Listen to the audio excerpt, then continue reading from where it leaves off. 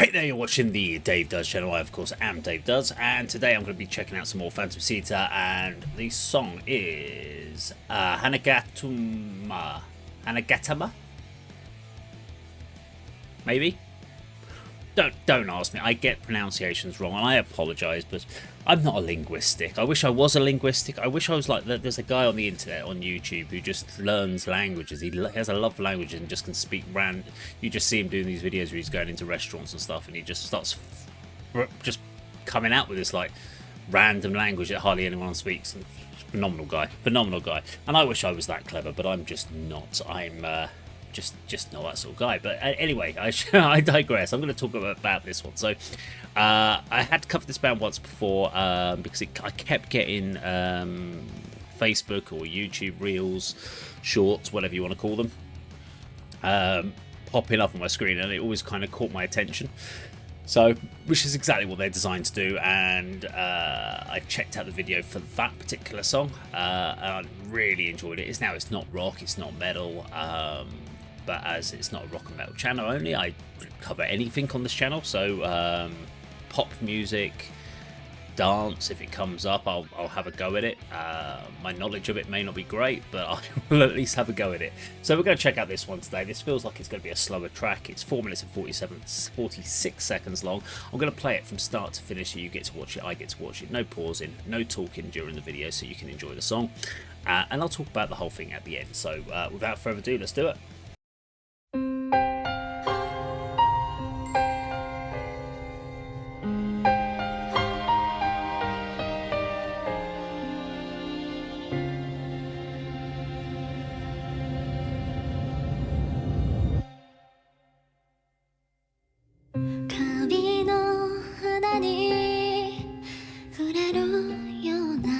優しさで尖った輪郭を愛したくなった流れ落ちる雫だけが嘘を許してここではないどこかに繋がっていた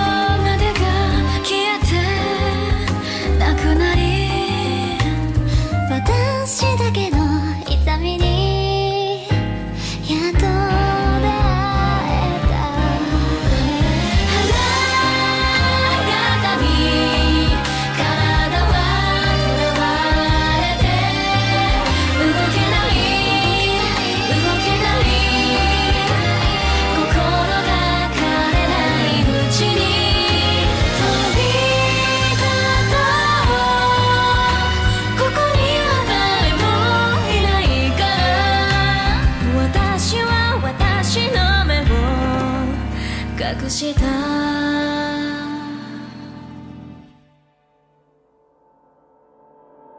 長い夢を見ていた暗闇の中でちょがまっていた花をただ演じていた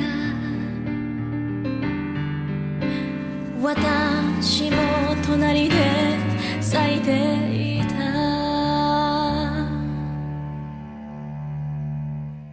目が覚めて周りを見渡した変わらない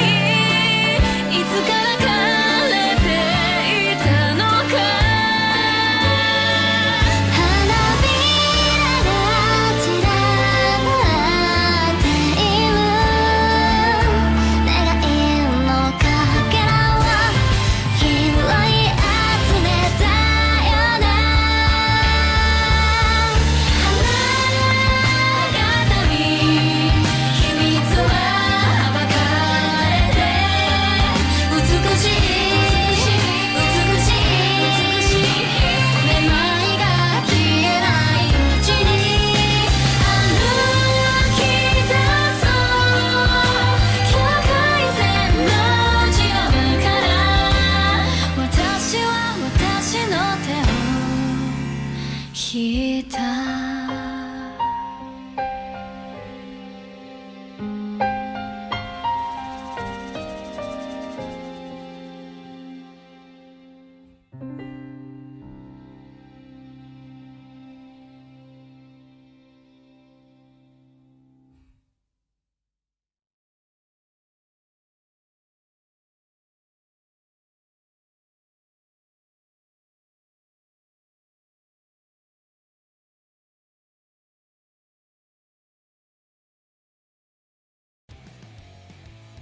Okay, there we go, fans of Sita and HANAGATAMI.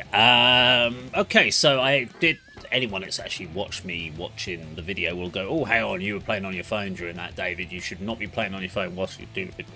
Well, I needed to know what the translation for HANAGATAMI was. Because otherwise I was being sitting there. I wanted to know what the reference was so I could try and understand the video a bit more. So I just quickly searched HANAGATAMI and it says it's English translation is roughly flower basket or a memento or something for someone beloved. So that's what I'm going with here. So it's a memento of someone lost, love. Now, is it someone who's died? Is it someone that's left? My feeling based on this video is this one's very much about losing someone that can't come back. So obviously if they're still alive, there's always that opportunity, I suppose, that you could rekindle a relationship. But in this case, I think it's more about lost love. It's interesting you've got the ladies doing these positions all together, so obviously all sharing the same loss. Different people, I would say. I love the stage setting. I really like the look of the video. I mean, it is very one location, so you don't really get a lot of cutscenes. You've not really got a lot of cutscenes. It's just a couple of different shots and different angles, so it leaves it a little bit limited over that as far as like repeat watching. But it is beautifully done.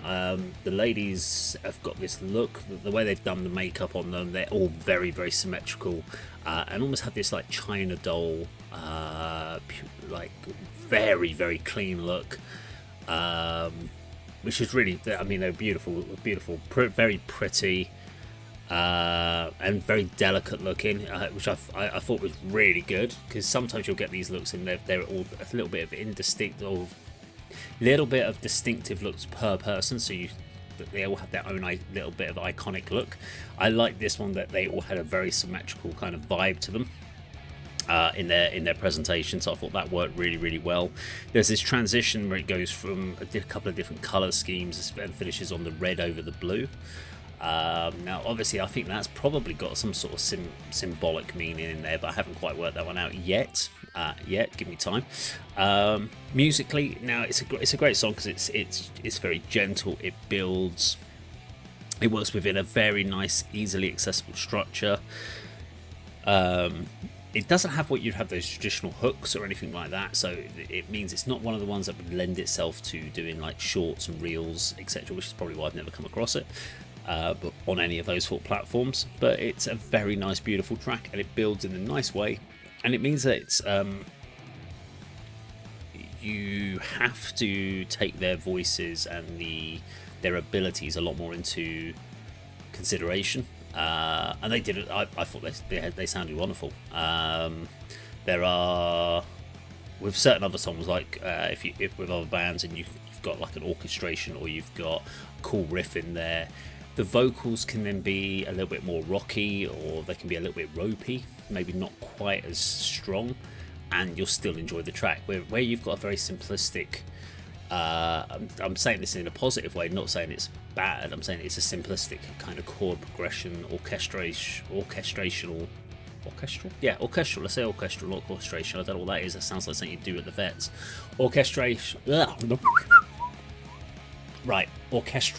arrangement. The vocals have got to be really strong, and they're the best. To be honest, they are the best when they are layered versus individually, because you can hear each of the vocalists here really sings within their own kind of range, which when you layer that up gives you this bigger sound, and it sounds really, really, really nice. I enjoyed it.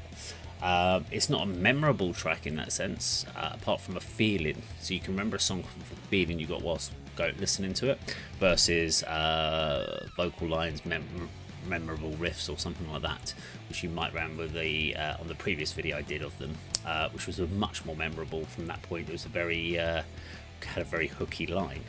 But which of the two do I prefer? I'm not really sure. I think this song actually is probably a nicer song. I think the other one is a much more hookier, fun song, if that makes sense. I don't know. Let me know what you think in the comments down below. It's always interesting to kind of go through this, because it's I love just hearing these other bands and exploring the Japanese band cultures as well. It makes me have to think a lot harder than it does when I'm having to deal with Western bands. Western bands are relatively easy to look at. Copy and paste in a lot of cases, and just see where they've made a few adjustments.